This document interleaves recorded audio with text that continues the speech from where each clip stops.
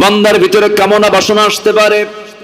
আল্লাহ পাক নিজেই বলেছেন, যুইনা লিন-নাসি হুব্বুশ শাহাওয়াতি মিনান নিসাই ওয়াল বানিনা ওয়াল কানাতিরিল মুকান্তারা মিনাল যাহাবি ওয়াল ফিদ্দাতি ওয়াল খাইলিল মুসাওওয়ামাতি ওয়াল আনআমি ওয়াল হারথ যালিকা মাতাউল হায়াতুদ দুনিয়া ওয়াল্লাহু ইনদাহু হুসনুল মাআব। জোরে বলুন আল্লাহু আকবার।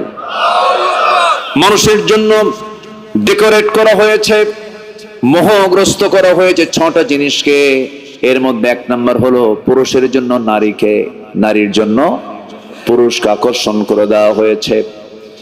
আল্লাহ বলছেন, এই আকর্ষণ তোমার জন্য অবৈধ নয়। আমি যে পন্থাগুলো দিয়েছি সেই পন্থায় তুমি নারীকে তুমি তোমার কাছে নিয়ে নাও, স্ত্রীত্বে বরণ করে নাও, তাকে বৈধ সম্পর্কে তাকে কাছে টেনে নাও।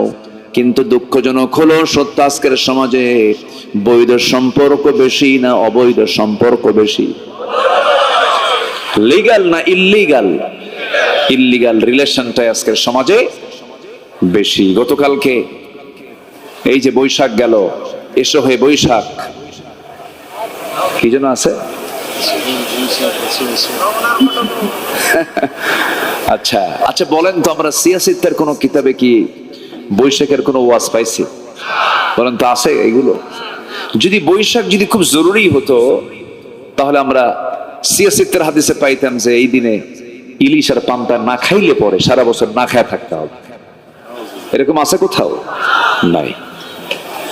আমার দেশের দেশীয় সংস্কৃতির একটা অংশ, কিন্তু এটাকে যদি লালন করতে গিয়ে যদি ঢোল তবলা লাগে, এটাকে লালন করতে গিয়ে যদি বেহায়া হতে হয়, এটাকে লালন করতে যদি কপালে টিপ লাগাতে হয়, এটাকে লালন করতে যদি ঈমান বিধ্বংসী মাধ্যম ব্যবহার করা হয়, এই সমস্ত সংস্কৃতি নিয়ে আমরা থাকতে চাই না।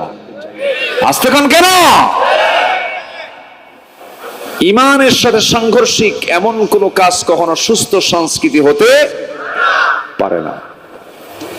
গা ভাসিয়ে দেওয়া যাবে না, সতর্ক থাকতে হবে। ঈমান কিন্তু কখনো নষ্ট করা যাবে না। আমি কি আলোচনা চালাবো ভাই? না বলি কিছু কিছু ভাই চলে যাচ্ছেন, কিছু বলেনও না, একটু বলতে হবে তো, হুজুর আমি চলে যাচ্ছি, আমি আর আজকে আসতে পারলাম না, হুজুর আল্লাহ হাফেজ, বলে যাবেন আপনি। না বলে যাচ্ছেন কেন? আমাদের 1 নম্বর কাজ হচ্ছে নফসের শুদ্ধতার জন্য আমরা তওবা করব। কার কাছে বলেন তো? আল্লাহর কাছে। জেনা করেছি আর জীবনে জেনা করব না, সিদ্ধান্ত নিয়ে ফেলবো, আল্লাহ মাফ করে দিবেন।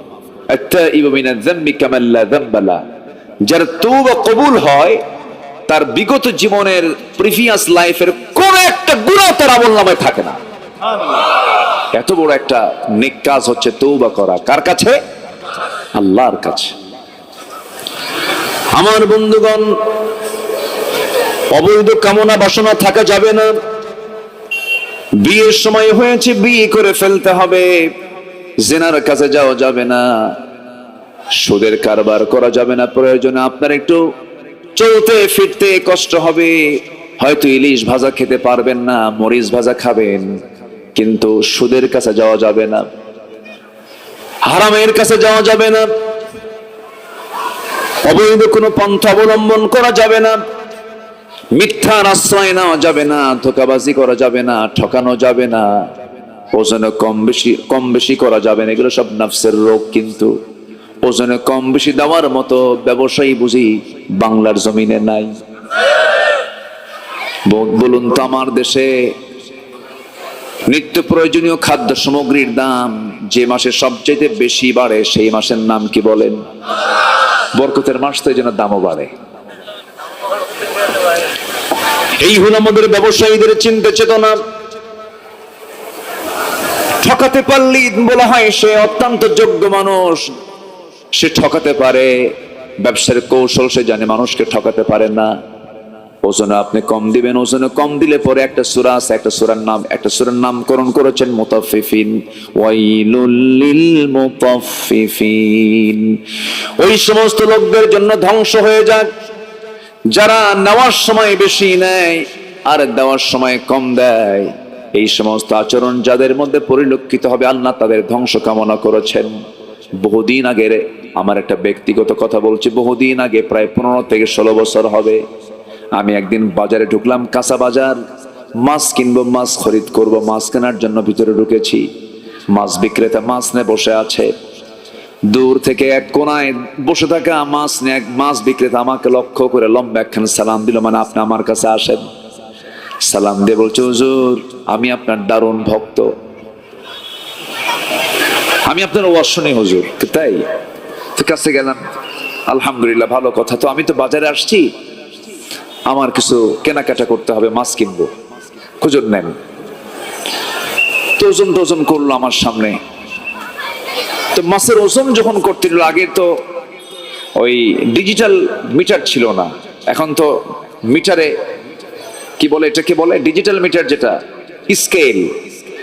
আগে তো এটা ছিল না, আগে ছিল হলো বাটখারা, পাল্লায় মাপতো। তো পাল্লার এক পাশে বাটখারা দিয়েছে, আরেক পাশে মাছ দিয়ে ওজন করতেছে। ওজনের সময় দেখি সমান সমান না, মাছের দিকটা এতটাই মানে এটাকে নামায়া দিল, এতটাই গড়াইয়া দিল, সমান সমান আর হচ্ছে না। আমি বললাম, ভাই আপনি কি ওজন করেন এটা, আপনি আমার এত বেশি দিচ্ছেন কেন? হুজুর দোয়ার জন্য দিচ্ছি, আমার জন্য দোয়া করবেন হুজুর। আমি বললাম যে না, আপনি এরকম ওজন সঠিক করেন, এইভাবে তো আমি নেব না। কেন হুজুর, আমি আপনাকে মোহাব্বত করে দিচ্ছি। তো আমার কাছে মনে হলো সে প্রায়, আমার মনে হয় আধা কেজি পরিমাণ মাছের ওজনটা আমার জন্য সে বেশি পরিমাণ দিয়ে দিল। আমি আর কিচ্ছু বললাম না, যেহেতু সে জোড়াজোড়ি করছে। যদি কেউ কাউকে দিতে চায়, এটা মানাও করা ঠিক না। তা আমি মাছটা নিয়ে পরে ভাবলাম, বেচারি মাছ বেচে খায়, সে আমাকে এত বেশি দিল, দেখি কতটুকু বেশি দিল, এটা আমার কৌতূহল জাগলো। পরে আমি আবার অন্য একটা জায়গায় গিয়ে মাপ দিয়ে দেখি 250 গ্রাম নাই। কত গ্রাম নাই বলেন? এটা তো মানে গড়ায়া দিয়েছে, গড়ায়া মানে মাছের সাইডটা মাটিতে ঠেকেছে, এই জন্য 250 গ্রাম নাই। আর যদি সমান সমান হতো, হাফ কেজি নাই। কি ঠিক কিনা বলেন? হাফ কেজি নাই। তাহলে এরকম ঠকবাজি করলে ওই সমস্ত বান্দার জন্য কি জান্নাত আছে? আসতে বলবেন না আছে। ওজন সঠিক করব, আল্লাহ আমার মাপ সঠিক বলে কবুল করে নিয়ে আমাকে জান্নাত বুঝায় দিবেন। যেরকম সুবহানাল্লাহ, ওয়া আকিমুল ওয়াজনা বিল কিসতি ওয়া লা তুখসিরুল মিজান। আমার বন্ধুগণ, পরহেজগারির মসজিদে নয়, বুজুর্গি নামাজের ভিতরে নয়, মসজিদে শয়তান কতটুকু আপনাকে ওয়াসওয়াসা দিতে পারবে। আপনি তো নামাজ পড়তেই গেছেন সেই জায়গায়। বুজুর্গি হলো আপনার বাজারে, বুজুর্গি হলো লেনদেনের ভিতরে। লেনদেন যদি কারো ঠিক থেকে থাকে, আল্লাহ রাব্বুল আলামিন বলেন, ওয়াল্লাযীনা হুম লিআমানাতিহিম ওয়া আহদিহিম রাউন ওয়াল্লাযীনা হুম আলা সালাওয়াতিহিম ইউহাফিযুন উলাইকা হুমুল ওয়ারিসুন الذين يرثون الفردوس هم فيها خالدون। জোরে বলুন আল্লাহু আকবার। আল্লাহ বলেন, যে বান্দা ওয়াদা ঠিক রাখবি, আমানত খেয়ানত করবে না, আমানত রক্ষা করবে, নামাজের ব্যাপারে যত্নশীল হবে, আমি আল্লাহ তাআলা জান্নাতুল ফেরদাউসের ওয়ারিস আমি তাকে বানায় দেব। জোরে কোন সুবহানাল্লাহ। ওয়াদা ঠিক রাখার দরকার আছে না নাই? আমানত ঠিক রাখার দরকার আছে না নাই? আমার বন্ধুগণ, রাষ্ট্রীয় ক্ষমতা এটা একটা আমানত।